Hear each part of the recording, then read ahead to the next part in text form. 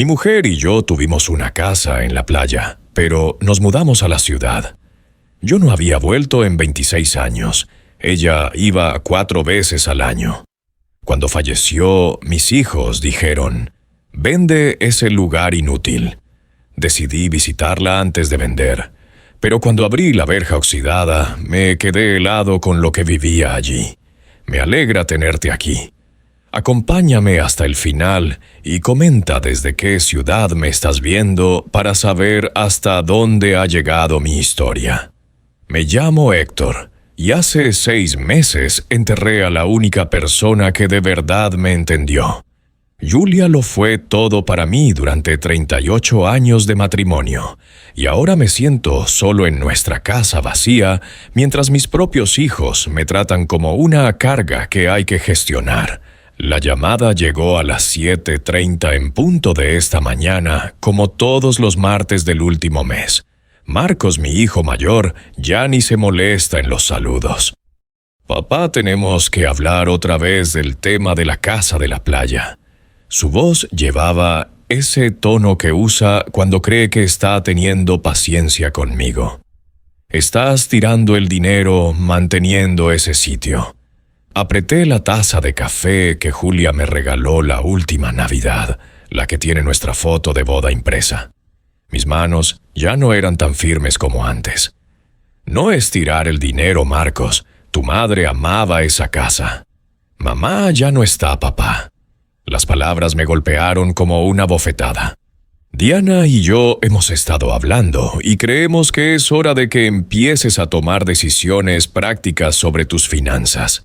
Diana, mi hija, había sido igual de insistente que su hermano, llamándome cada pocos días con el mismo sermón sobre responsabilidad fiscal y planificación del futuro, como si yo fuera un viejo senil incapaz de cuadrar una libreta. «Solo de IBI pagas 4.800 euros al año», continuó Marcos, «más mantenimiento, seguro, suministros. Te estás yendo a casi 15.000 anuales por una casa a la que nunca vas». «Nunca vas». Eso fue lo que más escoció porque era verdad. Julia había ido a esa casa 4 veces al año sin fallar primavera, verano, otoño, y una vez en invierno, para lo que ella llamaba su estación de contemplación. Siempre me invitaba, pero yo siempre tenía alguna excusa. Compromisos de trabajo incluso después de jubilarme, torneos de golf, revisiones médicas rutinarias que podrían haberse pospuesto. Ahora me preguntaba por qué había sido tan reacio a acompañarla. Tal vez porque la casa representaba algo que no entendía de mi esposa. Algo privado que mantenía separado de nuestra vida diaria juntos. «Tu madre puso mucho amor en ese lugar», dije, viendo posarse un petirrojo en el comedero que Julia había instalado fuera de la ventana de la cocina. «Papá, escúchate», la voz de Marcos se volvió más cortante. «El amor no paga facturas. Vives de la pensión y la seguridad social. No van a estirarse para siempre, sobre todo con los costes sanitarios al alza». Ese era siempre su ángulo, el argumento práctico. Marcos trabaja en desarrollo inmobiliario, así que lo ve todo en términos de valor de mercado y márgenes de beneficio. Había heredado la mente afilada para los números de Julia, pero nada de su calidez. ¿Has entrado siquiera en esa casa desde que mamá murió?, se oyó la voz de Diana por el altavoz. Debía de estar escuchando desde su casa al otro lado de la ciudad, porque yo pasé por allí el mes pasado y papá se está cayendo. La pintura se pela, hay óxido en la verja y todo parece abandonado. Se me apretó el pecho. Julia siempre había mantenido esa casa impecable. Estaba orgullosa de cada detalle. Del jardín que había plantado a lo largo del camino de entrada, de las mecedoras colocadas a la perfección en el porche que rodea la casa. Si ahora se estaba deteriorando, significaba que ella de verdad se había ido. «Quizá debería ir a echar un vistazo», dije en voz baja. «¿Para qué?», saltó Marcos de inmediato. Papá, tienes 74 años. No deberías conducir 3 horas por trayecto para ver una propiedad que vas a vender igualmente. Simplemente anúnciala con una inmobiliaria y se acabó. 74. Lo dijo como si fuera antiquísimo, como si tuviera que agradecer que aún me dejasen tomar decisiones sobre mi propia propiedad. A Julia le habría enfurecido oír la manera en que me hablaban. El mercado está bien ahora, añadió Diana. Las propiedades de esa zona se están vendiendo por entre 250.000 y 300.000 euros. Es una cantidad importante, papá, dinero que podrías usar para una residencia cuando llegue el momento. Residencia. Llevaban meses insinuándolo también. Desde que Julia falleció, como si perder a mi esposa automáticamente me hiciera incapaz de vivir de manera independiente. No estoy listo para una residencia, dije con firmeza. Por supuesto que no respondió Marcos con ese tono condescendiente otra vez. Pero es bueno planificar y vender la casa de la playa te daría opciones. Opciones lo hacían sonar como si me hicieran un favor, cuando lo que realmente querían era asegurar su herencia. Vi cómo Marcos miraba la colección de joyas de Julia cuando revisábamos sus cosas, cómo Diana se apresuró a reclamar la vajilla buena de Julia para ponerla a salvo. Necesito tiempo para pensarlo, dije. Papá, has tenido 6 meses para pensarlo. La voz de Diana llevaba ese matiz de impaciencia que suele reservar para sus hijas adolescentes. ¿Cuánto más necesitas? ¿6 meses? De verdad, había pasado tanto desde que Julia exhaló su último aliento en la habitación del hospital, su mano enfriándose en la mía, mientras las máquinas emitían sus últimas alarmas. Se sentía como ayer y como una vida entera al mismo tiempo. Cuanto más esperes, más dinero estarás desperdiciando, dijo Marcos. Y francamente, papá, nos preocupa tu juicio últimamente. Ayer me dijiste que no recordabas si habías pagado la luz, pero te aferras a una propiedad que te cuesta más de 1.000 euros al mes. Eso golpeó distinto, porque tenía algo de verdad. Mi mente había estado nublada desde que murió Julia. Algunos días me olvidaba de comer. Otros me encontraba de pie en la cocina, incapaz de recordar a qué había ido. El duelo se sentía como una manta espesa que amortiguaba todo a mi alrededor. Quizá Marcos tenga razón, dijo Diana ahora con voz más suave. Quizá sería mejor simplificar las cosas, deshacerte de gastos innecesarios para que puedas centrarte en cuidarme. Qué manera tan clínica de describir el proceso de aprender a vivir sin la persona que había sido mi compañera en todo durante casi 4 décadas. Lo pensaré, repetí. Pero incluso mientras lo decía, sabía que no quedarían satisfechos con esa respuesta por mucho tiempo. Después de colgar, me senté en el silencio de nuestra cocina rodeado de las cosas de Julia. Sus gafas de lectura seguían en la encimera junto al periódico de ayer. Su taza de café seguía en el escurreplatos donde la dejé después de lavarla la mañana en que ingresó en el hospital por última vez. Tal vez tenían razón. Tal vez mantener la casa de la playa solo prolongaba lo inevitable. Tal vez había llegado el momento de soltar la última pieza del mundo de Julia que yo nunca había entendido del todo. Pasaron 3 semanas antes de que finalmente cediera y llamara a Marcos. La presión había sido implacable, llamadas diarias, visitas sorpresa, en las que Diana recorría la casa señalando lo que necesitaba reparación, y lo peor, las sugerencias sutiles de que quizá yo no era capaz de gestionar mis propios asuntos. Lo haré, dije, cuando Marcos cogió el teléfono. Venderé la casa de la playa. El alivio en su voz fue inmediato e inconfundible. Genial, papá. De verdad estás tomando la decisión inteligente. Puedo recomendarte a una agente inmobiliaria especializada en propiedades costeras. Es muy eficiente. Eficiente. Parecía ser la única cualidad que importaba a mis hijos últimamente. Ni el valor sentimental, ni los recuerdos, ni el hecho de que su madre considerara esa casa su santuario. Antes de ponerla en venta, quiero bajar una vez más, dije, para recoger cualquier objeto personal que aún pueda estar allí. Hubo una pausa. Papá, ¿es realmente necesario? Quiero decir, ¿qué puede haber allí que valga un viaje de 6 horas?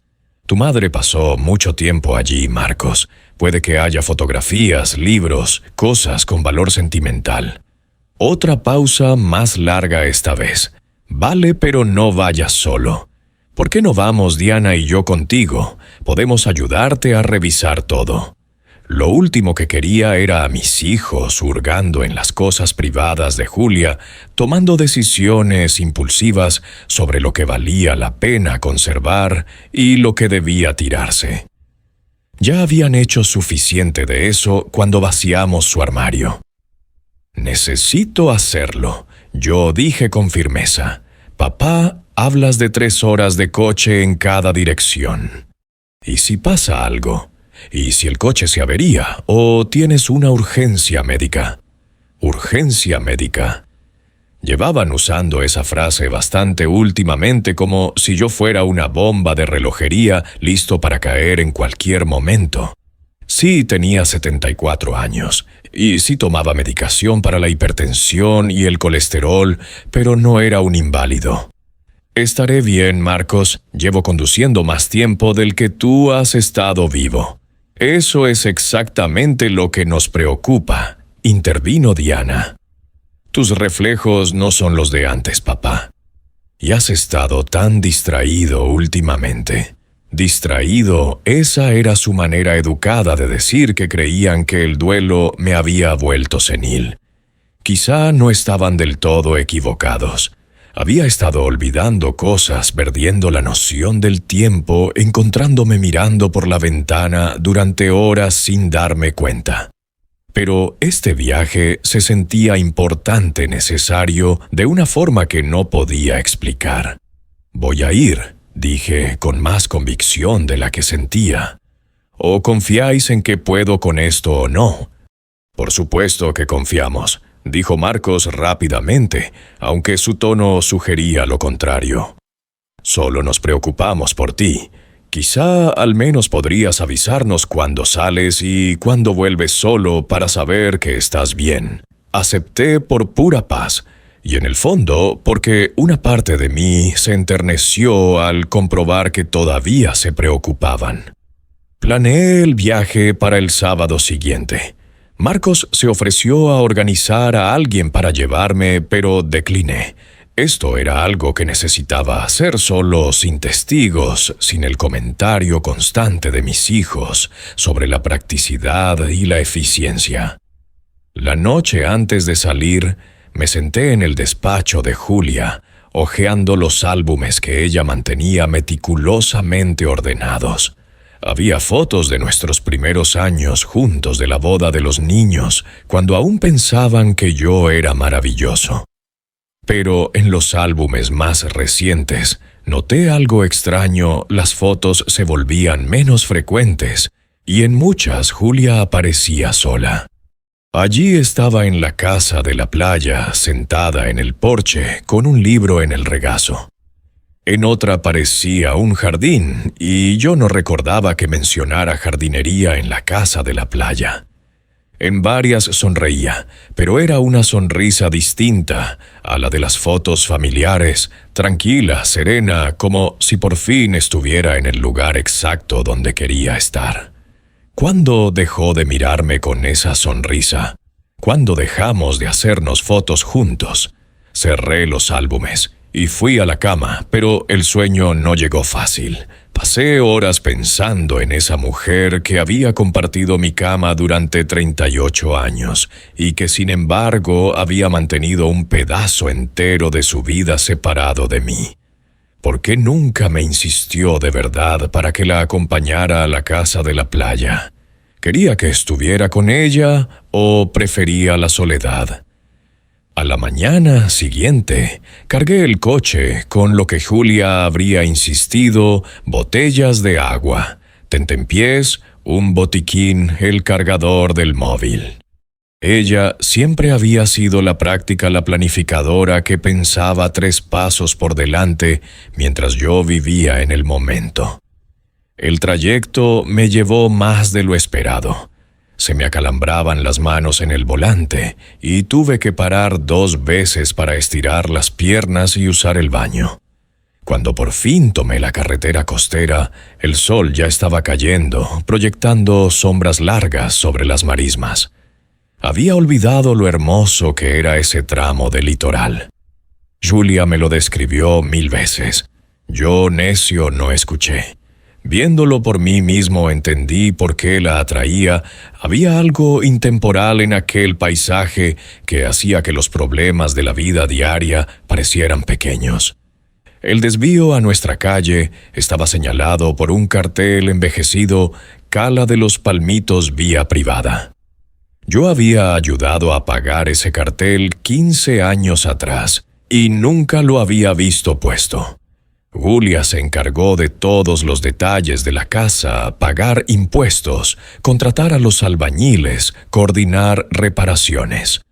Mientras avanzaba por la vía estrecha hacia el final de la calle, sentí un nudo de anticipación y miedo. ¿Qué iba a encontrar? ¿Qué secretos guardaba aquel lugar al que Julia acudía 4 veces al año sin mí? La casa estaba al fondo, medio oculta por palmeras y arbustos crecidos. Desde el coche vi que Diana tenía razón en una cosa: el aspecto exterior estaba descuidado. La pintura se pelaba y la verja metálica delantera estaba oxidada. Apagué el motor y me quedé un momento escuchando el rumor lejano del mar. Julia siempre decía que el océano la llamaba. Por primera vez creí oír la llamada.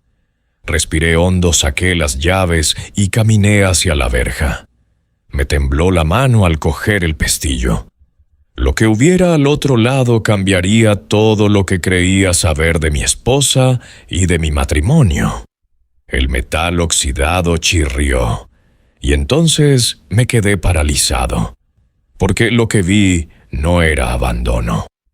El jardín estaba impecable, no solo mantenido, sino querido: flores frescas en hileras limpias, a lo largo del sendero, la hierba recién cortada, las tablas sueltas del porche reparadas. Aquello no era una propiedad desierta. Alguien vivía allí. Mi primer impulso fue volver al coche y llamar a la policía. «Ocupas», me dije, gente que había entrado en nuestra casa e instalado su vida.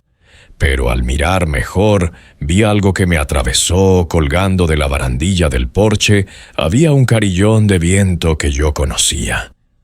Julia lo compró en la feria de artesanía del pueblo hacía 3 años. Ella estaba feliz con el sonido, y yo gruñí por el precio. Risas de niños llegaron desde la parte trasera, seguidas de la voz de una mujer hablando en español. Mi español estaba oxidado, pero capté que advertía a alguien que tuviera cuidado cerca del agua. Subí los escalones. El corazón me golpeaba en los oídos. La puerta principal, pintada de un amarillo alegre, el color favorito de Julia, tenía macetas ordenadas a ambos lados. A través del cristal reconocí algunos muebles, y otros sin duda nuevos. Antes de llamar, la puerta se abrió. Una mujer hispana de unos 50 me miró con un paño de cocina en la mano. Pelo oscuro con canas recogido en un moño, vestido azul sencillo y delantal. Su rostro palideció. «Señor Héctor», dijo con acento caribeño. La voz apenas por encima de un susurro.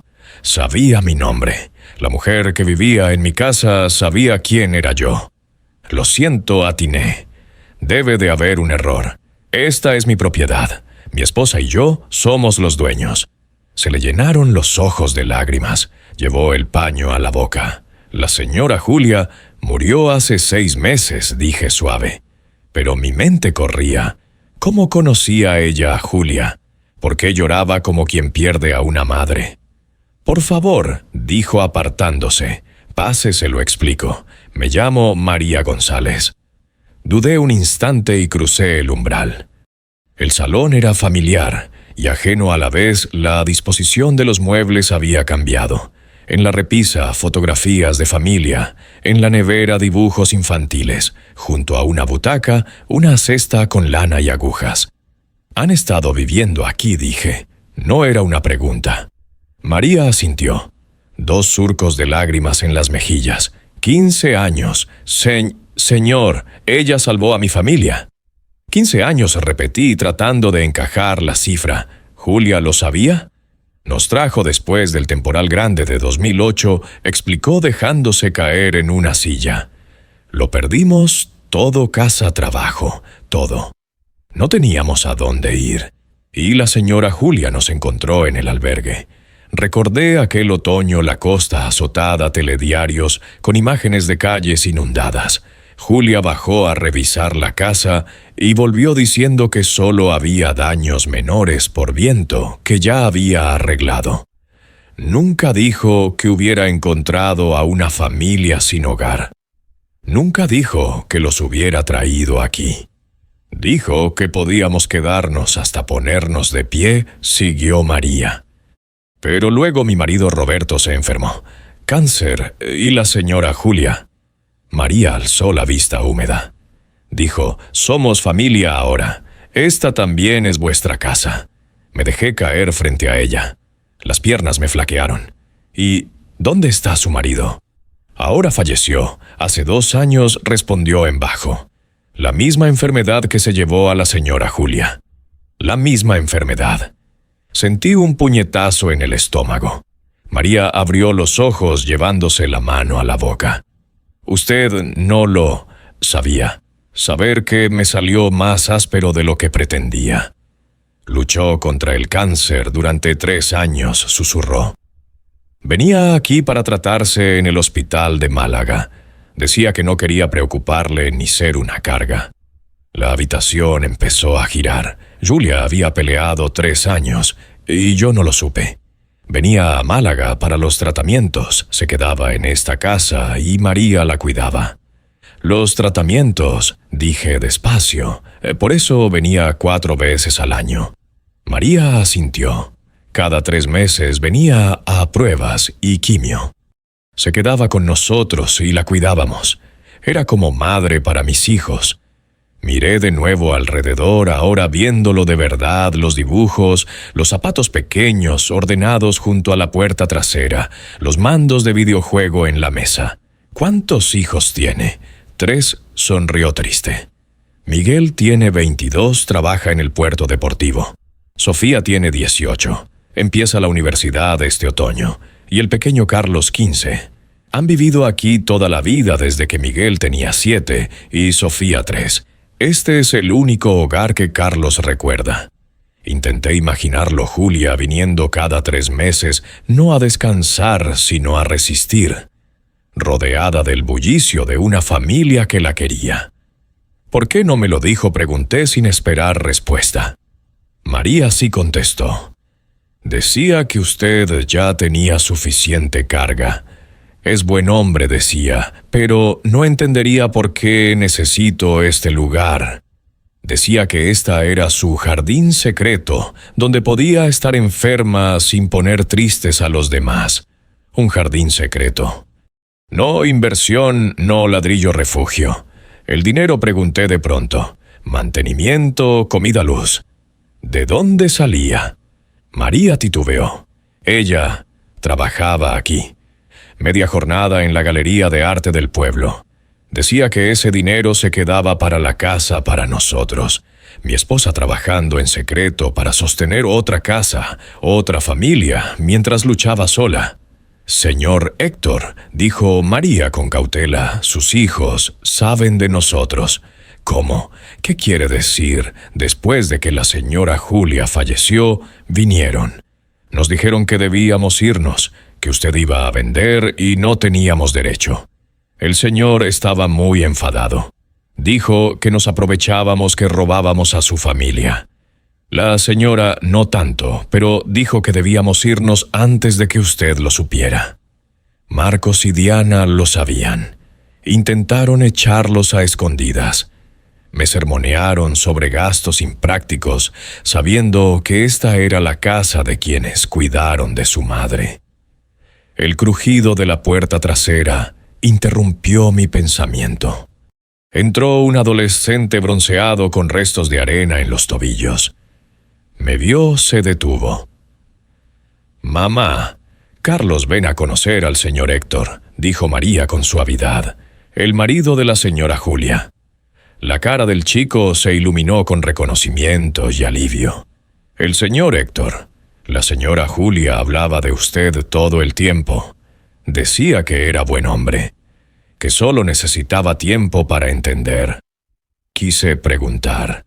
¿Entender qué? Pero mirando al muchacho que había crecido en mi casa, querido por mi esposa, como a un nieto, empecé a aceptar que a quien le faltaba entender era a mí. María puso café y empanadillas en la mesa de la cocina. Carlos se movía con la naturalidad de quien pertenece. Noté en él un gesto de Julia golpear con los dedos cuando piensa. «La señora Julia dijo que usted vendría algún día», dijo Carlos estudiándome. «Guardó una caja de cartas para usted en su habitación». «¿Cartas?», pregunté. María y Carlos se miraron. «A veces le escribía», explicó María, «cuando estaba triste o asustada, pero no las enviaba. Decía que quizá algún día, pero ese día no llegó. Se me atascó la garganta. Quiero verlas». María vaciló. «Seguro algunas cosas pueden doler. Necesito verlas». Asintió. «Carlos, lleva al señor Héctor al cuarto de la señora Julia. Yo traigo la caja». El pasillo me resultó vagamente familiar. El dormitorio, lavanda suave, ventanas al mar, un escritorio para la luz de la mañana, estantes con novelas que nunca vi en casa. En la mesilla, una foto nuestra de luna de miel. Al lado otra de Carlos, Sofía y Miguel construyendo un castillo de arena. María apareció con una caja de madera que reconocí la fabriqué yo en clase de carpintería hace 30 años. «Tómese su tiempo», dijo. Le dejamos privacidad. Me quedé solo, con 30 años de pensamientos secretos de mi esposa. Me senté frente al escritorio de Julia, con las manos temblorosas, y abrí la caja. Dentro había decenas de cartas cuidadosamente ordenadas por fecha. Las más antiguas estaban escritas en papel con membrete de nuestra casa de Madrid. Las más recientes en un tipo de papel que no reconocía, con un encabezado que decía «Centro Oncológico Costa del Sol». Tomé una de la mitad del montón fechada 3 años atrás. «Mi queridísimo Héctor, hoy me han dicho que el cáncer ha vuelto. El doctor Martínez quiere empezar la quimioterapia de inmediato, pero le he pedido unos días para pensarlo. No porque no vaya a luchar voy a hacerlo, sino porque necesito decidir cómo hacerlo, sin destruir la paz que has encontrado en tu jubilación. Has estado tan feliz estos últimos meses, jugando al golf con Bill, cuidando el jardín, leyendo tus novelas de misterio. Sonríes más que en años. ¿Cómo voy a quitarte eso diciéndote que estoy enferma otra vez? Sé lo que estás pensando mientras lees esto, si es que algún día lo lees, que debería habértelo contado enseguida, que deberíamos enfrentarlo juntos. Y tienes razón. Pero, Héctor, pasaste 40 años cuidando de todos, trabajando jornadas interminables, sosteniéndome en cada pérdida, acompañándome en los hospitales de mi madre y después en los partos de nuestros hijos. Te has ganado el derecho a vivir sin más dolor. María dice que soy egoísta, que te estoy robando la oportunidad de ser mi héroe una vez más, pero amor, ya fuiste héroe toda tu vida. Tal vez ha llegado el momento de que yo sea mi propia heroína. Los niños tampoco necesitan saberlo. Marcos está tan ocupado con su empresa inmobiliaria y Diana vive corriendo detrás de las niñas. No quiero que mi enfermedad se convierta en su carga. Espero que algún día tenga el valor de compartirte estas cartas. Espero que algún día puedas entender por qué necesito este lugar, por qué necesito a esta familia, por qué tuve que mantener este rincón aparte. No es porque te quiera menos, Héctor. Es porque te quiero tanto que no soportaría verte sufrir conmigo. Te quiero, Julia. Tuve que dejar la carta. Me temblaban las manos tanto que apenas podía sostener el papel. Las lágrimas caían sobre la madera del escritorio que yo mismo había barnizado. Mi esposa había estado enferma sola y yo no me di cuenta. Yo, su compañero de casi 40 años, estaba ciego. Tomé otra carta escrita apenas un año antes de su muerte. Mi querido Héctor, hoy fue un buen día. Los análisis muestran que los tumores se están reduciendo. El doctor Martínez dice que puedo tener esperanza. Hoy ayudé a María a plantar flores nuevas en el jardín. Carlos me enseñó a trenzar pulseras y Sofía me mostró fotos de su baile de graduación. Me reí tanto que me dolieron las mejillas. Cuando estoy aquí no soy Julia la esposa o Julia la madre. Solo soy Julia. Una mujer que ama las flores, las risas y el mar. A veces pienso en traerte, mostrarte el jardín, presentarte a esta familia. Pero luego recuerdo lo incómodo que te sientes con gente nueva, con la espontaneidad. Este es mi lugar, Héctor. El único donde puedo ser libre. ¿Eso me hace egoísta? No lo sé. Pero por primera vez en años siento paz. Siempre tuya, Julia. Dejé caer el papel sobre la mesa. Miré por la ventana hacia el mar que ella tanto amaba. Por fin comprendí por qué venía aquí tan a menudo. No era para escaparse de mí. Era para encontrarse a sí misma. Un suave golpe en la puerta me sacó del trance. María asomó la cabeza. «¿Está bien, señor Héctor?» Me limpié los ojos con la manga. «¿Fue feliz aquí?», pregunté. María se detuvo. Sonrió con ternura. Aquí era ella misma. A veces triste, a veces asustada, pero siempre ella misma. Decía que en la ciudad era la señora Mitchell, pero aquí solo era Julia, solo Julia. Me quedé mirando las cartas sintiendo que cada palabra me acercaba a una verdad que no sabía si podía soportar. María volvió a entrar con algo más en las manos. «Hay una carta más», dijo con cuidado. La escribió justo antes de ponerse demasiado enferma para venir. Está al fondo de la caja. Metí la mano y saqué un sobre amarillo con la letra temblorosa de Julia. En la esquina decía, «Para Héctor. Abrir solo si me pasa algo». El corazón me martillaba cuando lo abrí. «Mi amado Héctor, si estás leyendo esto ya no estoy. Espero que la familia de María te haya contado la verdad. Quiero que sepas que no fue una traición. Fue amor el mismo que siempre tuve por ti, solo que repartido entre más almas. Hay algo más que debes saber. Nuestros hijos saben de María y su familia. Se enteraron hace 2 años cuando Marcos revisaba las cuentas de la casa. Vio los pagos de mantenimiento y contrató a un detective privado. Descubrió que una familia vivía aquí y vino a enfrentarse a mí. Fueron duros, Héctor. Dijeron que estaba loca, que me manipulaban. Dijeron que si no cortaba la relación con ellos, tomarían acciones legales para declararme incapaz. Me amenazaron con internarme. Yo no los reconocí ese día. Ya no vi a nuestros niños. Vi a 2 extraños cegados por la codicia. Elegí a María. Elegí la bondad sobre la sangre. No les conté a ustedes porque no quería verte obligado a elegir. Pero ahora que ya no estoy, necesitas saberlo. Cuando insistan en vender esta casa, no será por tu bienestar. será porque no soportan la idea de que otros, gente humilde inmigrante, sin fortuna, vivan en lo que creen suyo. He dejado una cuenta separada para mantener la casa 5 años más. Si decides vender, es tu derecho. Pero hazlo sabiendo la verdad.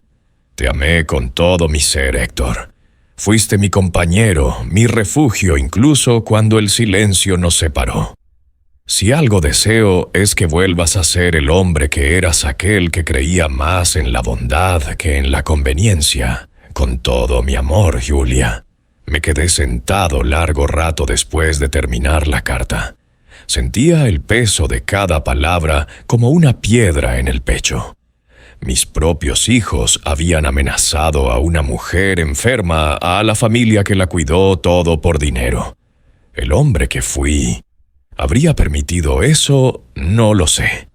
Pero el hombre que soy ahora viudo no podía quedarse callado. El olor a comida llegó desde la cocina. María estaba preparando la cena. El sonido de platos y risas me recordó una vida que ya no existía. Llamaron suavemente a la puerta. Señor Héctor, era Sofía, la hija de María. Mamá dice que la cena está lista si quiere acompañarnos. La miré. Tenía los ojos cálidos, amables y una sonrisa que me recordó vagamente a Julia. No tiene que hacerlo, añadió rápido. Mamá solo pensó, quizás tenga hambre. Asentí. Me gustaría, sí. En la cocina Carlos contaba algo sobre su escuela. Miguel hablaba del puerto. Sofía servía arroz y pollo con cuidado. Me senté y por primera vez en meses me sentí parte de una mesa donde había vida. La señora Julia siempre decía que usted vendría algún día, dijo Sofía mientras me servía. Que tenía que verlo con sus propios ojos. Comí despacio escuchando el sonido de una familia que reía, discutía, soñaba. La familia que había amado y protegido a Julia cuando yo no supe hacerlo. Cuando Carlos preguntó, ¿nos va a hacer irnos, señor Héctor? Guardé silencio largo rato. Miré alrededor los cuadros, las flores, las manos jóvenes que mantenían vivo lo que mi esposa había sembrado. No dije finalmente. Nadie se va de su propio hogar. Después de cenar, el aire fresco del mar entraba por las ventanas abiertas. El murmullo de las olas se mezclaba con el suave tintineo del carillón de viento que Julia había colgado años atrás. Me quedé en el porche mirando la oscuridad punteada de luces lejanas en el horizonte. Era la misma vista que ella había contemplado tantas veces, pero por primera vez entendía por qué le resultaba tan difícil irse de allí. María salió con 2 tazas de té. «Aquí hace fresco por la noche», dijo, tendiéndome una. «Es manzanilla. La señora Julia la tomaba siempre antes de dormir. Gracias». Bebí un sorbo. Tenía el mismo sabor que recuerdo de las noches en que Julia no podía conciliar el sueño, y yo le leía en voz alta algún pasaje aburrido de periódico hasta que se dormía. ¿Le contó ella algo? Sobre mí, pregunté. María se quedó pensativa mirando hacia el mar. Mucho. Decía que usted era el hombre más leal que había conocido, aunque no siempre supiera cómo decir «te quiero» con palabras. Que cuando la miraba sentía paz. Tragué saliva. No recordaba haberle dado esa paz en los últimos años. Decía que su corazón estaba dividido entre 2 mares. Continuó María, el mar de su pasado con usted y el mar de su presente aquí. Me quedé mirando el horizonte hasta que las lágrimas empezaron a nublar la vista. Quisiera haber sido más valiente con ella, murmuré. No supe verla de verdad. María apoyó la mano sobre la mía. Ella lo sabía. Por eso le escribió tantas cartas. Nunca habló de usted con amargura, solo con amor. Guardamos silencio largo rato. En la distancia, el faro giraba su luz lentamente marcando el ritmo de las olas. «¿Qué piensa hacer con la casa?», preguntó al fin con voz temerosa. Miré hacia adentro donde las risas de los chicos llenaban el salón. No lo sé todavía, pero no pienso echarlos. Julia no lo habría querido. María asintió, los ojos llenos de alivio. Gracias, señor Héctor.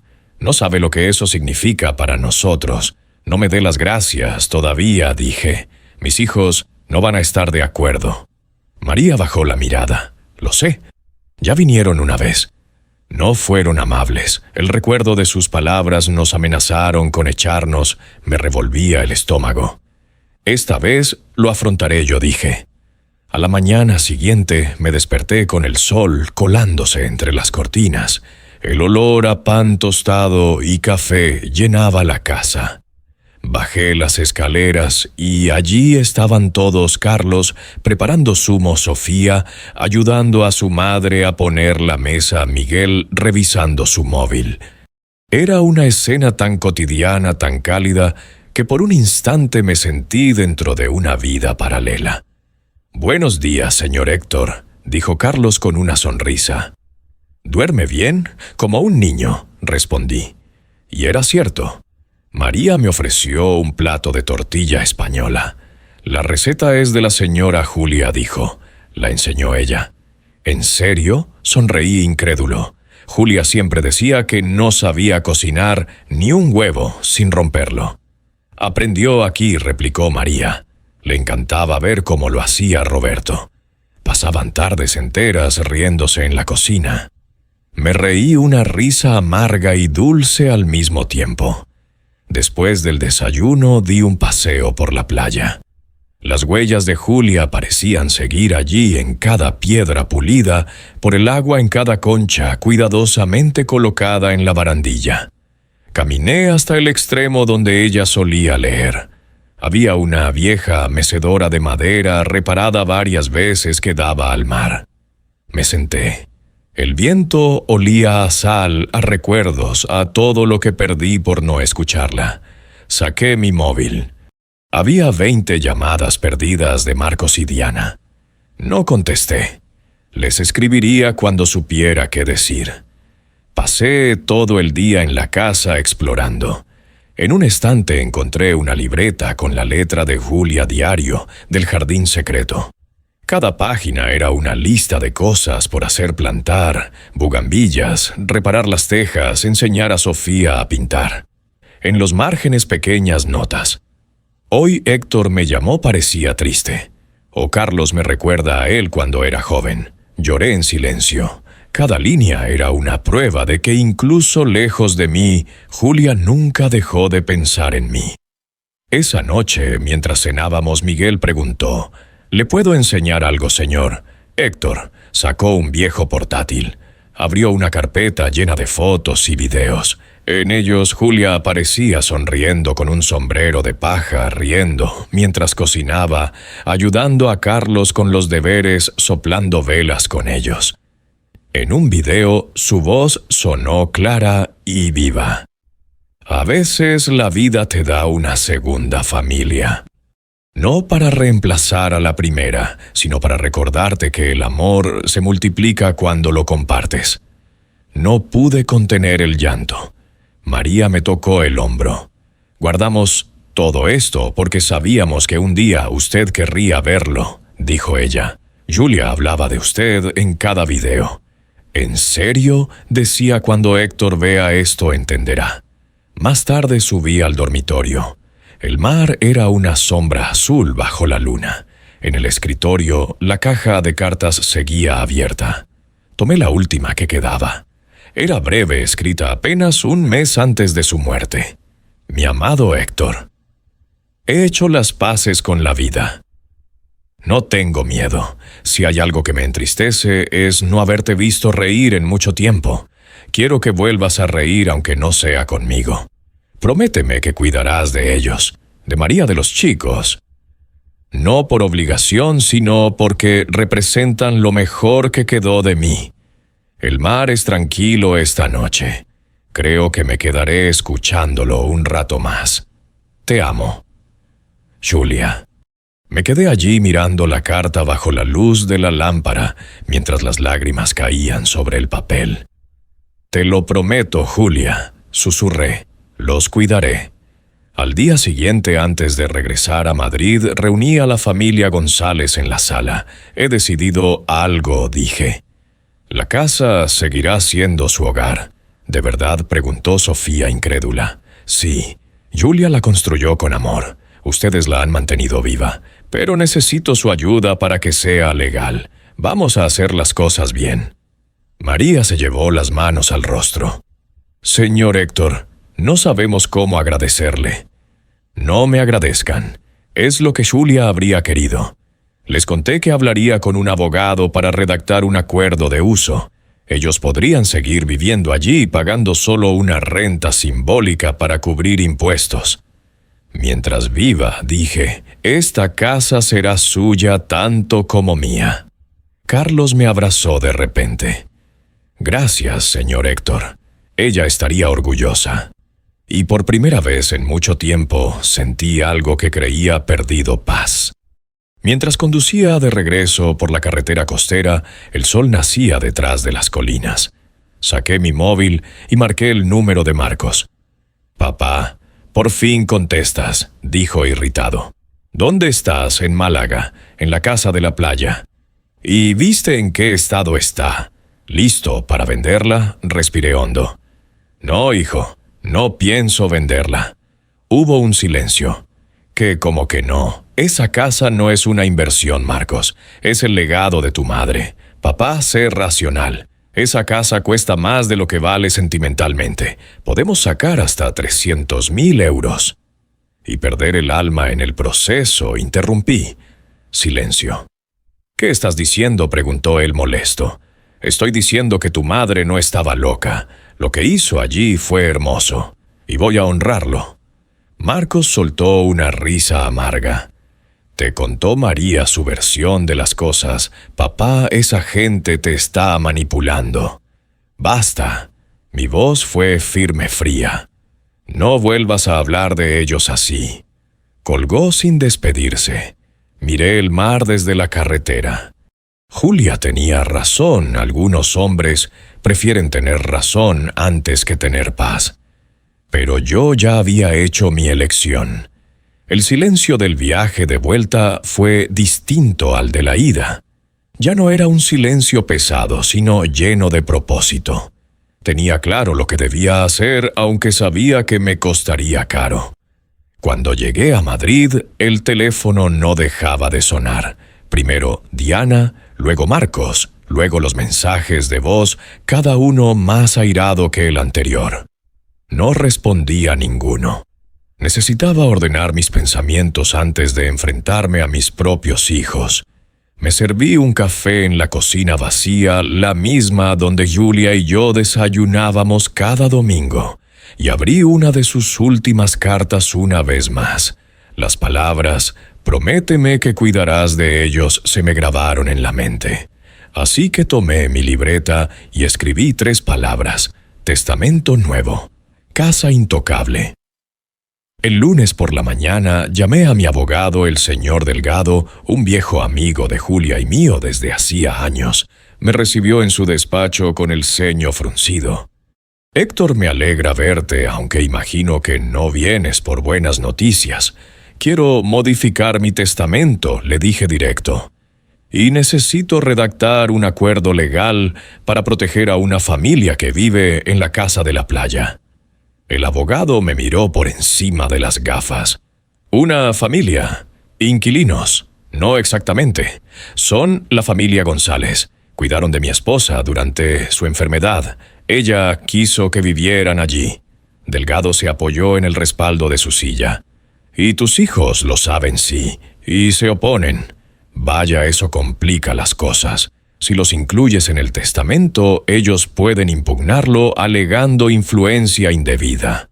Lo harán de todos modos, dije, pero quiero que cuando lo intenten se enfrenten a la verdad completa. Le conté todo: las cartas, las fotos, la enfermedad de Julia, cómo mis hijos la habían amenazado. Delgado me escuchó en silencio, sin interrumpirme ni una sola vez. Ella era una mujer admirable, murmuró al final. Y tú también lo estás siendo ahora, Héctor. No. Solo estoy tratando de compensar 40 años de silencio. El abogado asintió.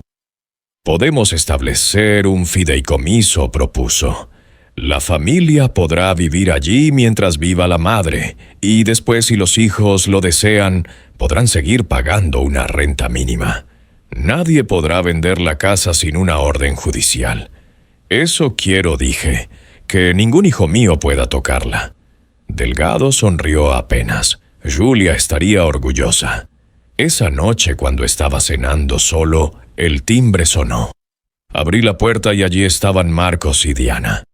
No esperé explicaciones. Entren. Diana fue la primera en hablar. Papá, ¿qué demonios está pasando? Marcos me dijo que te negaste a vender. Así es. Marcos arrojó su chaqueta sobre el sofá. ¿Te das cuenta de lo que estás haciendo? Te están manipulando, papá.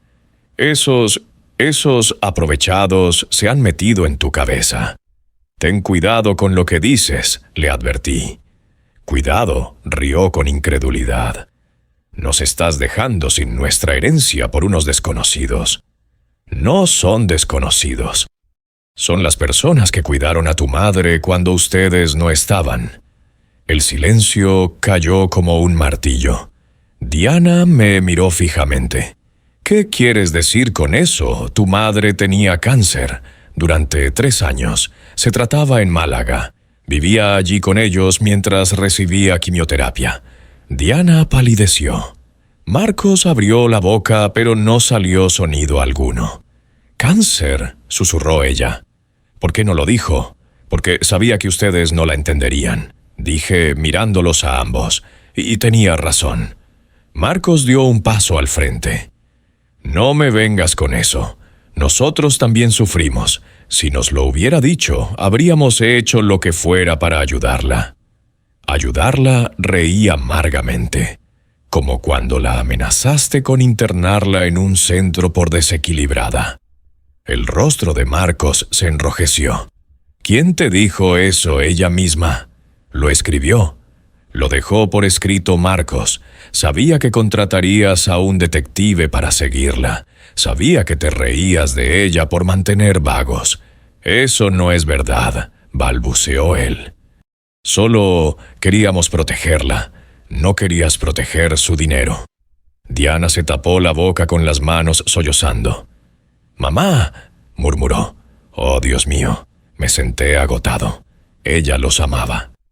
Nunca quiso que él los odiara. «Pero no voy a permitir que mancillen su memoria. Papá, no puedes hacer esto», dijo Marcos. «Legalmente esa casa también es nuestra. No mientras yo viva».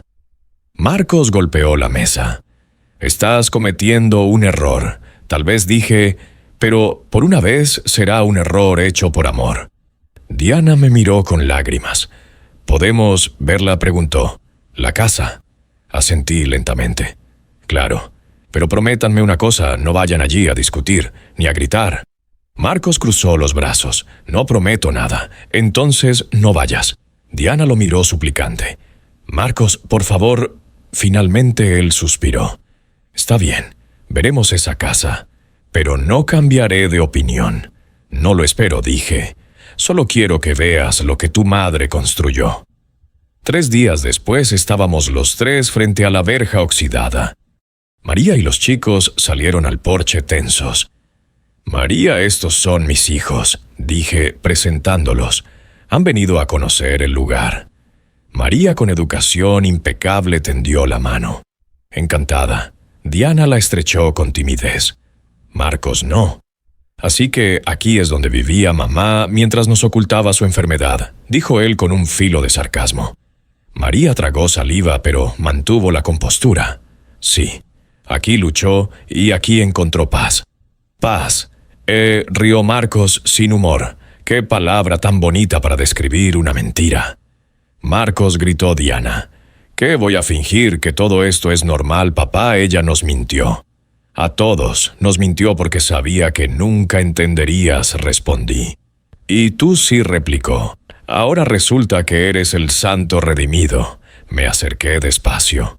«No soy santo, hijo. Soy un hombre que por fin ve las cosas como son. Diana caminó hacia el jardín. Se detuvo frente a las flores que Julia había plantado. Ella las cuidó todas, preguntó. Sí, dijo María con una sonrisa triste. Hasta el último día. Diana tocó un pétalo. Está hermoso. Por primera vez vi en sus ojos algo que no era reproche, sino dolor genuino. Marcos, en cambio, se apartó incapaz de mirar. Esto no cambia nada, dijo. Pero ahora entiendo por qué estás tan empeñado en proteger este sitio. Lo que quiero proteger, dije, no es el sitio. Es lo que representa. Marcos me miró con dureza. Entonces, perderás más que una casa, papá. Perderás a tu familia. Ya la perdí, contesté. El silencio fue absoluto. Ni el mar se atrevía a hacer ruido.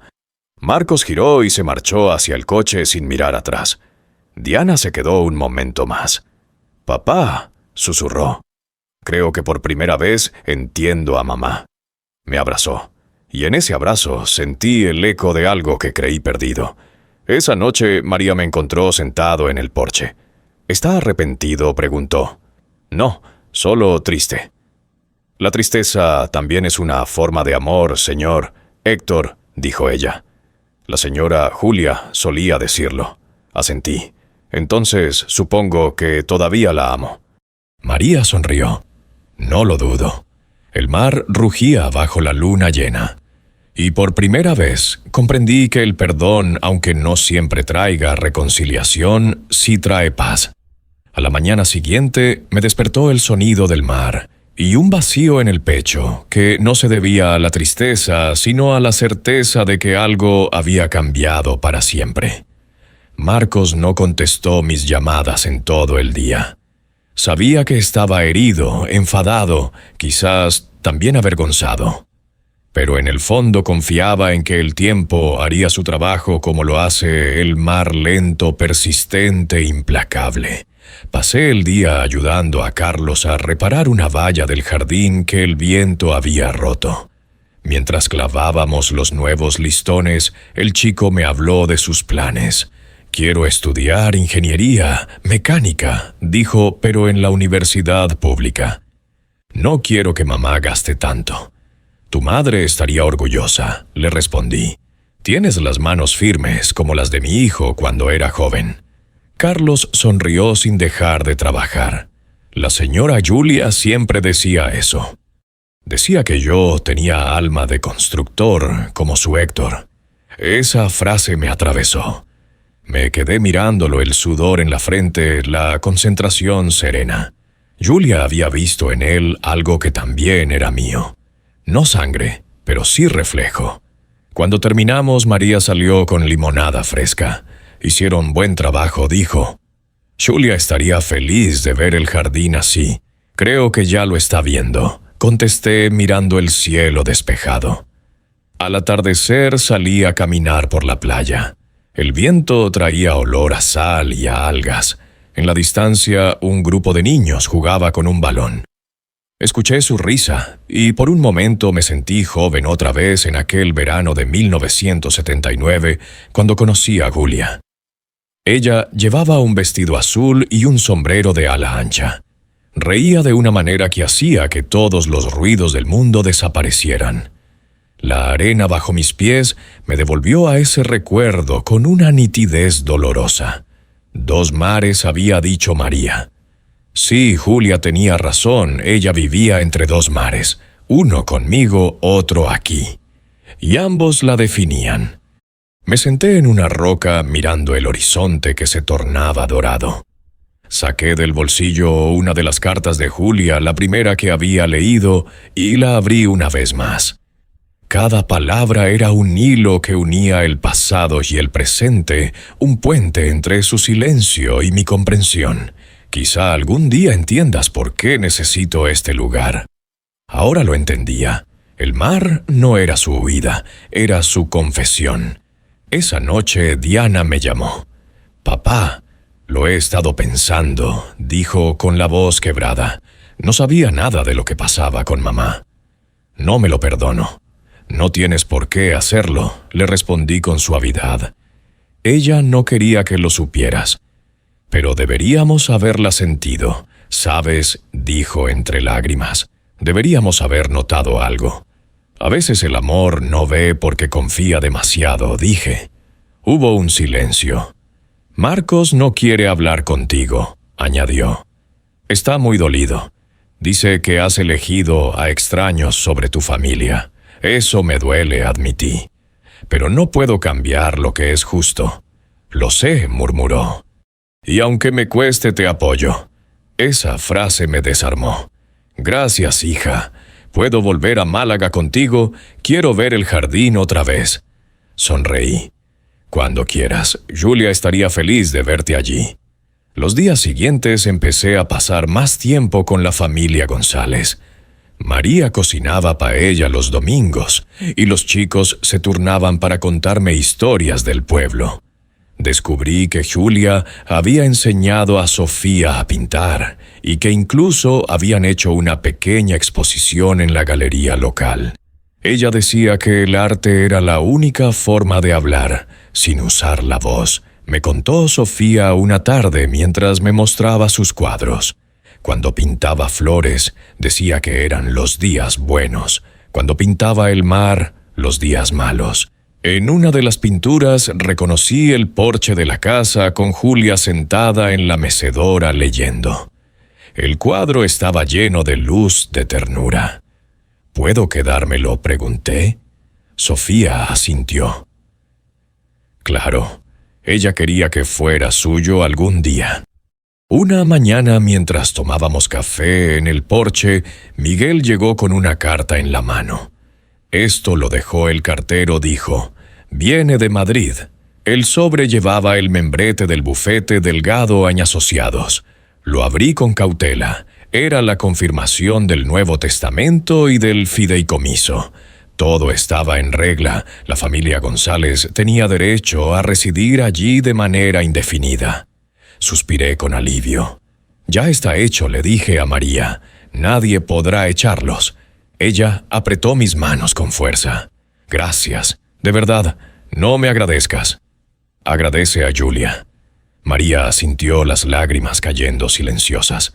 Cada noche le rezó. Sabe, no por costumbre, sino por gratitud. Esa tarde, mientras preparábamos la cena, el sonido del motor de un coche rompió la calma. María miró por la ventana. Es él, dijo pálida. Afuera, Marcos bajó del coche con un gesto endurecido. Llevaba traje como si viniera directo de la oficina. Papá, tenemos que hablar, dijo sin rodeos. María y los chicos desaparecieron al interior de la casa. No esperaba verte, le dije. Vine porque necesito entender algo. Asentí. Entonces hablemos. Nos sentamos en el porche. Por un instante solo se escuchaba el viento y el canto de las gaviotas. Leí las cartas, empezó él. Diana me las enseñó. Y no puedo negar que me golpearon, admitió. Pero aún no entiendo cómo pudo ocultarnos algo así. Porque los amaba, dije, y porque tenía miedo de que ustedes la hicieran sentir débil. Marcos se frotó el rostro exhausto. Quizás tienes razón. Pero ¿por qué incluir a esta gente en su vida? Porque le devolvieron algo que había perdido la alegría de cuidar y ser cuidada. Y ahora tú crees que puedes reemplazarnos con ellos. No, hijo, respondí despacio. No los elijo sobre ustedes. Elijo honrar lo que tu madre fue. Marcos me miró largo rato. Finalmente suspiró. Nunca pensé que diría esto, pero siento vergüenza. Lo miré sorprendido. Yo la presioné, papá, dijo en voz baja. Cuando descubrí los pagos, creí que la estaban manipulando. La llamé vieja loca. Lo sé, dije. Dios, se cubrió la cara. Si pudiera volver atrás, puse una mano sobre su hombro. A veces lo único que podemos hacer es seguir adelante y hacerlo mejor. Marcos asintió con los ojos enrojecidos. ¿Puedo entrar? Quiero conocer a la familia. Sonreí por primera vez en horas. Claro. Ellos también necesitan verte como el hijo de Julia, no como su enemigo. Cuando María lo vio entrar, se quedó quieta con las manos entrelazadas. Marcos respiró hondo y extendió la mano. Perdóneme por cómo me comporté. No entendí lo que significaban para ella. María la estrechó con emoción contenida. No hay nada que perdonar, señor Marcos. Todos sufrimos a nuestra manera. Carlos apareció por detrás con una sonrisa tímida. Usted es el hijo de la señora Julia, sí. Y tú debes ser Carlos. Ella decía que usted heredó sus ojos, contestó el chico. Marcos sonrió. Y parece que tenía razón. El ambiente se relajó. La casa, que había sido escenario de confrontaciones, ahora respiraba calma. Julia lo habría querido así. Esa noche cenamos todos juntos. El sonido de las voces mezcladas, las risas y el murmullo del mar llenaban el aire. En la mesa, un plato vacío estaba colocado al centro con una vela encendida. Para ella, dijo María levantando su copa. Brindamos en silencio. Y por primera vez desde su muerte sentí que Julia estaba en paz. El amanecer trajo un aire distinto, como si el mar mismo hubiera exhalado alivio. Aquella mañana Marcos desayunó con nosotros. Nadie mencionó el pasado. Hablamos de cosas simples, del clima del café, de la universidad, de Sofía. Era como si la casa nos diera permiso de empezar otra vez sin culpas ni reproches. Cuando terminé mi taza, me quedé observando cómo Carlos reía con Marcos. Había algo profundamente simbólico en esa imagen, el hijo que había perdido el rumbo y el muchacho que había crecido bajo la sombra de mi esposa. Dos generaciones que Julia, sin saberlo, había unido. María interrumpió mis pensamientos con voz suave. La señora Julia siempre decía que la reconciliación empieza con un desayuno tranquilo. Sonreí. Sí, eso suena a ella. Después de comer, Marcos me pidió caminar hasta la playa. Lo seguí. Las gaviotas sobrevolaban las olas y la brisa olía a esperanza. Papá dijo, mientras caminábamos anoche, no pude dormir. Estuve pensando en todo lo que dijiste. Y creo que mamá sabía que la habíamos perdido mucho antes de que enfermara. Yo también lo creo, admití. Y no fue su culpa, añadió él. Fue la nuestra. Nos alejamos, nos volvimos cómodos. Asentí en silencio. Quiero ayudarte, dijo finalmente. Si esta casa significa tanto, quiero asegurarme de que esté bien cuidada. ¿Hablas en serio? Sí. Puedo ocuparme del mantenimiento, revisar los impuestos, asegurarme de que nadie los moleste. No supe qué decir. Era la primera vez en meses que Marcos hablaba sin tono de juicio. Eso significaría mucho para mí. Y para tu madre, le dije. Nos quedamos mirando el horizonte. Las olas rompían con fuerza, como si también aplaudieran la paz recién nacida. Al volver, Diana estaba en el jardín con Sofía pintando sobre un lienzo. Sus risas llenaban el aire. Tu hija tiene talento, dijo Sofía con dulzura. Tiene la misma mirada curiosa que tenía tu madre cuando pintaba. Diana sonrió con nostalgia. Mamá intentó enseñarme cuando era niña, pero nunca tuve paciencia. Tal vez ahora sea el momento, dije desde el porche. Diana levantó la vista. Tal vez sí, papá.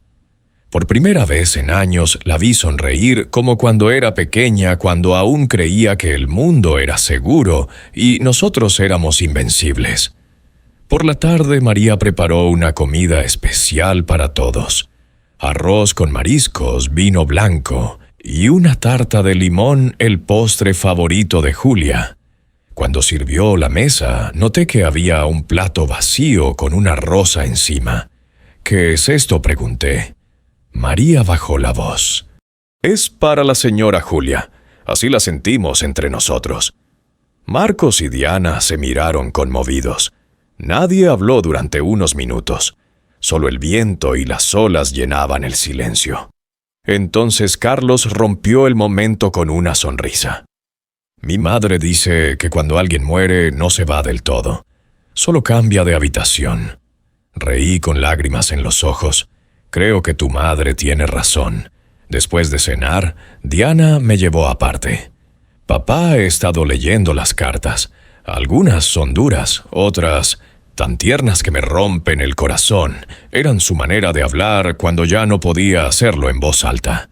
Sí, asintió ella. Y quiero que sepas algo. No pienso reclamar nada, ni de la casa ni del dinero. Mamá ya me dejó suficiente. Él que es su ejemplo, su fuerza, su perdón. La abracé. Y mientras lo hacía sentí que aunque no podía recuperar los años perdidos, al menos podía salvar lo que quedaba. Esa noche me quedé solo en el porche. El mar era una cinta plateada bajo la luna. En la distancia escuchaba a Miguel tocar la guitarra y su música se mezclaba con el sonido de las olas. Cerré los ojos y pude imaginar a Julia allí, balanceándose en su mecedora con una manta sobre las piernas, sonriendo con serenidad. «Estás orgullosa de mí», Julia, susurré al aire. El viento sopló más fuerte moviendo el carillón que ella había colgado. El sonido fue tan suave y claro que por un instante creí escuchar su voz. «Sí, Héctor, lo estás haciendo bien». A la mañana siguiente recibí una llamada del señor Delgado. «Héctor, tengo novedades», dijo. La notaría confirmó el fideicomiso. Todo es legal y definitivo. Nadie podrá disputarlo. «Gracias, amigo. Has hecho más de lo que imaginas. Tu esposa fue una mujer excepcional. Y tú, Héctor, estás aprendiendo a hacerlo también».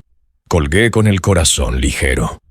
Esa tarde, Marcos y Carlos trabajaban juntos en el garaje, reparando una vieja bicicleta que había sido de Julia.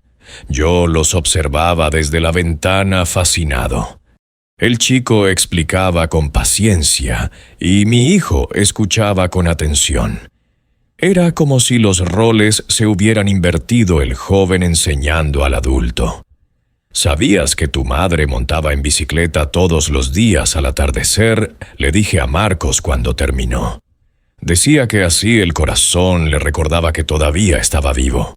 Marcos sonrió. «Entonces la arreglaremos, para que vuelva a rodar». Esa noche después de cenar, todos nos reunimos frente a la chimenea. María trajo una caja de madera que guardaba desde hacía años. «Esto lo dejó la señora Julia», dijo. Dijo que debía entregarlo cuando la casa volviera a ser un hogar. Dentro había un sobre con mi nombre y otro con los nombres de Marcos y Diana. Abrí el mío con las manos temblorosas. Era una nota breve escrita con su caligrafía inconfundible. «Héctor, si lees esto, significa que por fin entendiste lo que yo veía en este lugar. No era solo una casa, era una oportunidad de sanar. Cuídalos a todos, incluso a los que te hirieron. Y cuando el mar esté tranquilo, prométeme que sonreirás otra vez». Al lado del papel había una pequeña concha, la misma que Julia solía llevar en su bolsillo. La apreté entre mis dedos, sintiendo que de algún modo su pulso seguía allí. Marcos abrió su sobre y leyó en voz baja. Sonrió entre lágrimas. Dice: «No seas tan duro contigo mismo. A veces los hijos también deben aprender a cuidar a sus padres». Diana abrió el suyo. «Perdona más de lo que comprendas, hija. El amor no siempre se explica, pero siempre se siente». María suspiró. Ella sabía exactamente lo que cada uno necesitaba oír. «Sí», dije, con la voz quebrada. Siempre lo supo. Cuando todos se fueron a dormir, me quedé frente al fuego hasta que solo quedaron brasas. Tomé la concha y la coloqué sobre la repisa. El mar rugía a lo lejos, constante, eterno. Julia había dejado mucho más que cartas y recuerdos. Había dejado una forma de amar que sobrevivía incluso a la muerte. Y mientras las brasas se apagaban lentamente, entendí que mi tarea no era proteger la casa, era mantener vivo su espíritu. El sol nacía sobre el horizonte cuando abrí los ojos. La luz se filtraba entre las cortinas del porche, iluminando las motas de polvo que flotaban en el aire como si fueran diminutas memorias danzando. Aquella mañana, el mar estaba en calma. Julia siempre decía que cuando el mar amanecía tranquilo, era porque el alma de alguien había encontrado descanso. Preparé café para todos como solía hacerlo ella. María bajó con el cabello recogido y una sonrisa cansada. «Señor Héctor», dijo, «hoy hace 6 meses que la señora Julia partió». Asentí en silencio. «Entonces, hoy haremos algo especial». A media mañana, Diana propuso plantar un árbol en el jardín en memoria de Julia. Un limonero dijo, «Era su fruta favorita, ¿verdad?». María sonrió. «Sí, hacía limonada incluso en invierno. Decía que la acidez te mantenía vivo. Fui al cobertizo y encontré una pala vieja». Carlos y Miguel cavaron el hoyo mientras Sofía traía una planta joven desde la cocina. Entre todos la colocamos con cuidado cubriendo las raíces con tierra húmeda. Cuando terminamos el viento sopló y el carillón de Julia tintineó suavemente. «Ahí está», susurró María. «Ella nos escucha». Nos miramos los unos a los otros sabiendo que no necesitábamos decir nada más. Después del almuerzo nos sentamos en el porche. Marcos observaba el mar con los brazos cruzados. «Papá», dijo finalmente, «he estado pensando». «Eso suena peligroso», bromeé. Sonrió por primera vez en mucho tiempo. «Quizás tengas razón. Tal vez mamá no nos mintió, solo nos protegió». «Nos protegió de su dolor», dijo Diana, «y de nuestra propia ceguera». Marcos asintió. «Y ahora entiendo por qué amaba tanto este lugar. Aquí no era la madre o la esposa, solo era Julia». Solo Julia, repetí sintiendo cómo el nombre se disolvía en la brisa como una oración. Por la tarde recibimos la visita de Patricia Hernández, la abogada. Venía con una carpeta en la mano y una expresión cálida. Señor Mitchell saludó. Quería entregarle los documentos finales. Todo está oficialmente registrado. La casa pertenece a la familia González, con usted como copropietario honorario. «¿Copropietario honorario?», pregunté confundido. Patricia sonrió. «Así lo dispuso Julia. Dijo que usted siempre sería parte de esta casa sin importar quién viviera en ella». María se cubrió la boca con las manos conteniendo las lágrimas. «Esa mujer pensaba en todo», susurró. Patricia asintió. «Y también dejó una carta para todos ustedes». Sacó un sobre grande y lo colocó sobre la mesa.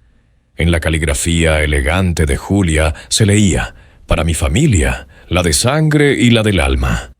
María la abrió con cuidado. Adentro había una carta escrita a mano y una fotografía.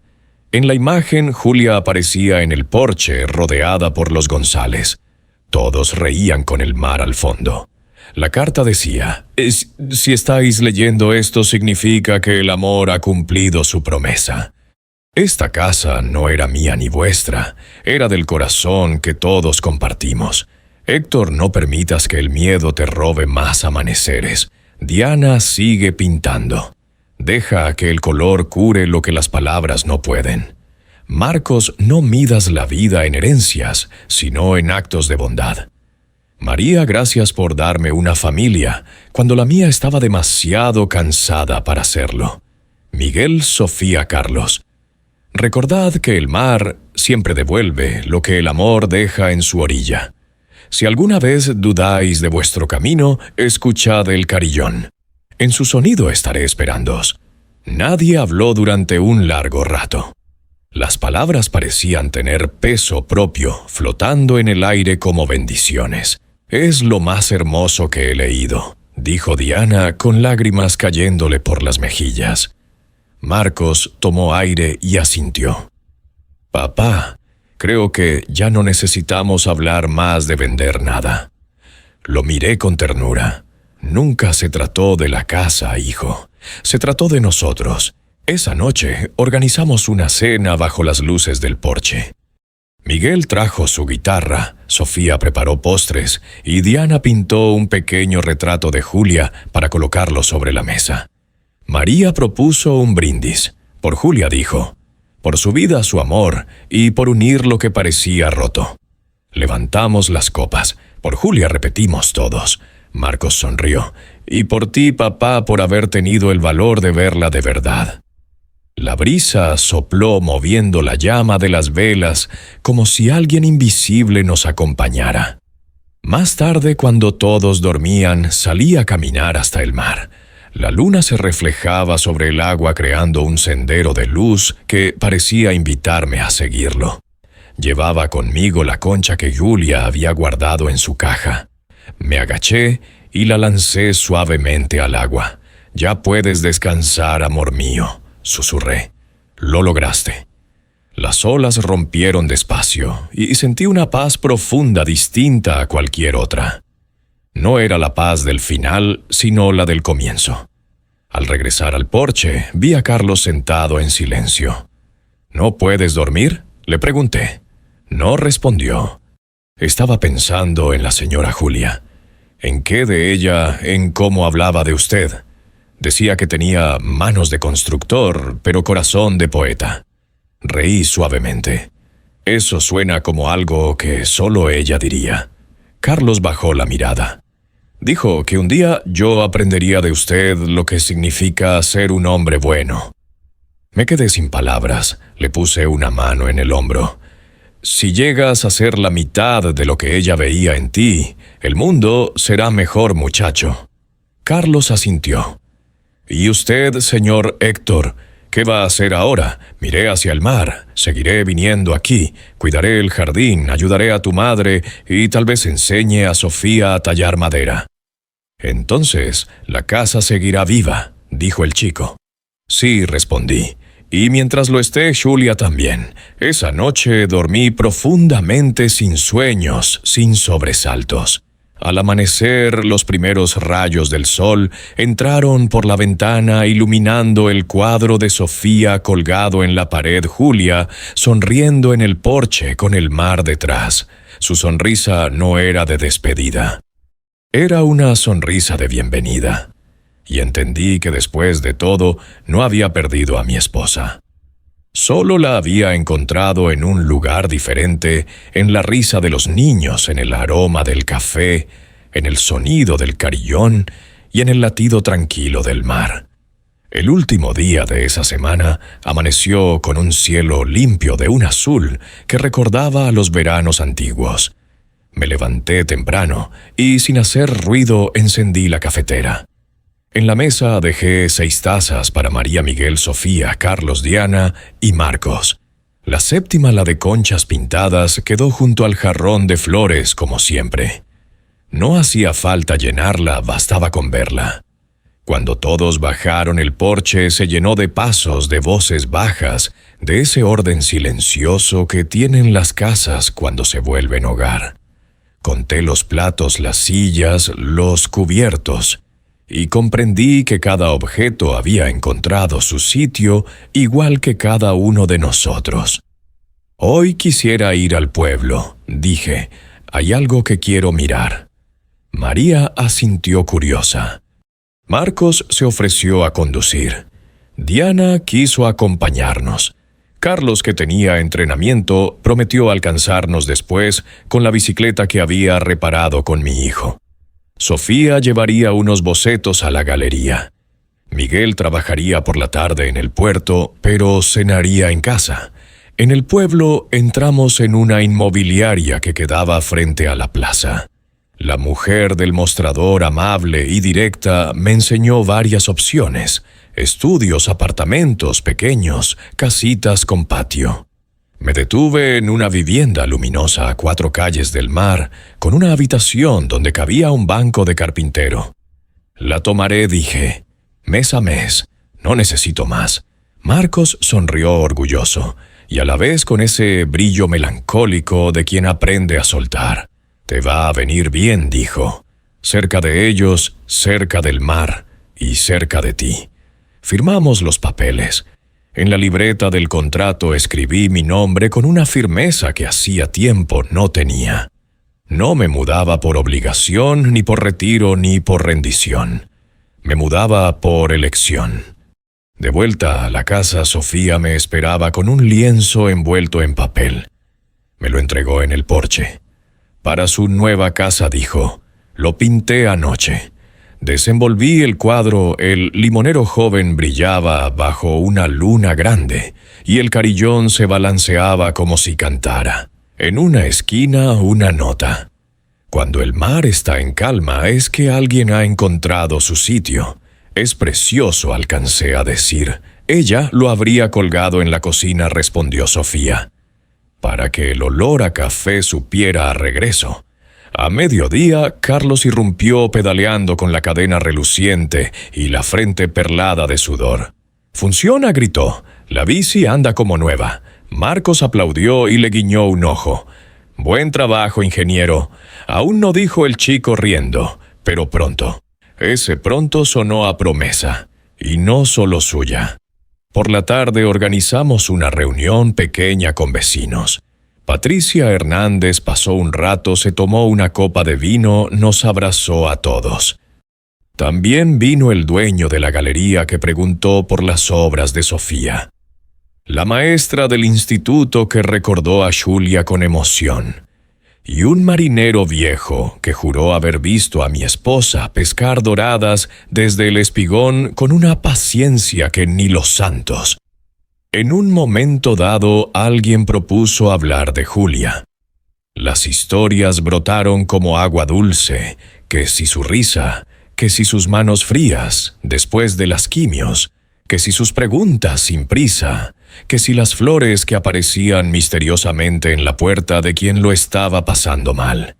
Yo escuchaba y pensaba que de algún modo había estado casado con una mujer que conocía a todos, menos a mí. Pero ya no me dolía. Había empezado a conocer a esa Julia, aquí donde ella era solo Julia. Al caer la tarde, Diana me buscó en el taller improvisado del garaje. Yo afilaba un formón con paciencia. «¿Puedo?», preguntó cogiendo una lija. «Claro», respondí. «Empieza por la veta. La madera te dirá por dónde». Trabajamos en silencio hasta que la tabla quedó suave como una piel nueva. Papá dijo entonces, «Quiero preguntarte algo. Dime, ¿podríamos hacer una mesa pequeña para pintar, para mí?» Tragué saliva. ¿Cuántas veces me habría gustado que me pidiera algo así cuando era niña? «La haremos entre los dos», respondí. «Y cuando la uses, prométeme que no pensarás si es buena o mala. Solo pinta. Lo prometo». Nos abrazamos con olor a serrín y a tarde vieja. No necesitábamos más palabras. Esa noche antes de cenar, María me llevó a la habitación de Julia. Sobre la mesilla, junto a la foto de nuestra luna de miel, había un pequeño paquete envuelto en tela. Lo reconocí, el paño bordado que yo le compré a Julia en un mercadillo hace décadas. «Lo guardé», dijo María. Ella me pidió que se lo entregara cuando todo estuviera en paz. Dentro había un cuaderno de tapas de cuero con elástico. En la primera página un título «Cuaderno de mareas». Pasé las hojas. Había fechas, frases cortas, dibujos de hojas de manos, de herramientas de carpintería. Y pequeñas líneas para marcar el humor del día: mar, bravo mar, de fondo calma chicha. En la última página un renglón escrito con su letra: «Cuando no sepas qué hacer, construye». Una mesa, una excusa, un silencio. Construye y el mar te enseñará el resto. Cerré los ojos. La escuché como si estuviera junto a mí. «Gracias, María», dije. «Por todo esto». «No me dé las gracias», respondió. «Ella me enseñó a recibir. Usted me está enseñando a compartir». Cenamos los 8 bajo las luces del porche. En el centro de la mesa, la vela de siempre. Miguel tocó una habanera suave. Marcos sirvió el vino sin imponerse, con una delicadeza que no le conocía. Diana dibujó a contraluz el perfil de Julia, apenas un trazo y un gesto que bastaban. Sofía reía con Carlos, que había recibido un mensaje, lo habían llamado del equipo juvenil para entrenar con los mayores. María dio gracias por los alimentos en voz baja. Y yo simplemente estaba allí. Quiero decir, algo dije al término del postre. Esta semana he comprendido que el amor no se mide en lo que tomamos de alguien, sino en lo que le permitimos ser. Aquí Julia fue ella misma. Aquí me está enseñando a hacerlo a mí. Por eso, miré a los chicos, me gustaría quedarme cerca. No para vigilar, sino para aprender. Y para enseñarnos, añadió Carlos. Y para arreglarlo todo cuando se rompa, sumó María entre risas. Y para no olvidar, dijo Diana. Y para hacerlo bien, cerró Marcos mirándome largo.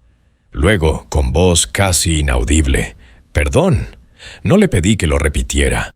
Lo había escuchado con el corazón». Más tarde, cuando todos se retiraron, me quedé solo con el sonido del carillón y el olor a limón del jardín. Abrí el cuaderno de mareas y en la primera página en blanco escribí: «Mi nombre es Héctor, y hace 6 meses enterré a la única persona que de verdad me entendió. Hoy no la desentierro, la siembro. Está en este limonero, en este porche, en estas manos que aprenden y enseñan.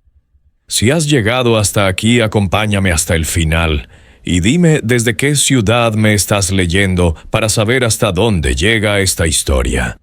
No para contar los kilómetros, sino para contar los puentes». Cerré el cuaderno y lo dejé junto a la taza de conchas. El mar respiraba hondo. El viento movía apenas las hojas del limonero nuevo. Y yo, que había llegado a esta casa para despedirme, me descubrí diciendo en voz baja: «Bienvenido, Héctor». No era un adiós, tampoco un regreso.